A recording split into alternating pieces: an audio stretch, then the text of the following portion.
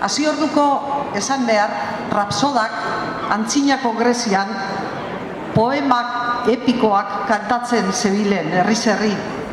Batzuetan lira batez lagunduta, baina gehienetan makila eskuen dala poemaren erritmoa markatzen zeurien. Aparteko memoria zeurien rapsodek. Beraiei esker poemak iraun eta ezagutzen dira. Ez gaude antzinako Grezian, baina bai geure Bilbosarrean. Eta ona etorri gara lagun talde bat. Ilusio eta entusiasmoz beterik. Makilarik ez dugu ekarri, baina bai soinulari aparta dugu. Musikaria, soinularia, nire musika irakaslea eta laguna dana Iker Aiur.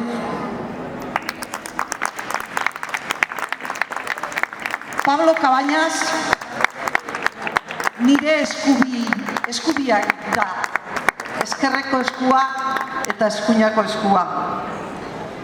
Eduardo, hortik dabilena, Manoli, Vendrell eta beste hainbat ezin direna etorri, baina gure taldean daudenak. Eta ni neu. Bueno, pues decía que en la antigua Grecia eran los rapsodas quienes recitaban y declamaban poemas épicos, algunas veces acompañados por una lira, pero sobre todo por una maquilla, que era la que marcaba el ritmo del poema. Gracias a ellos se conservan numerosos poemas de la época.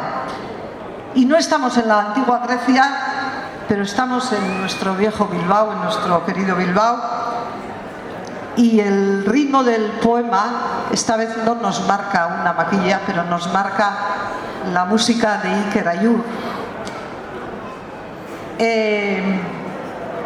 Bueno, y sin más, ya vamos a comenzar con nuestros poemas. Esperamos que os gusten, eta eskerrik asko guztiori.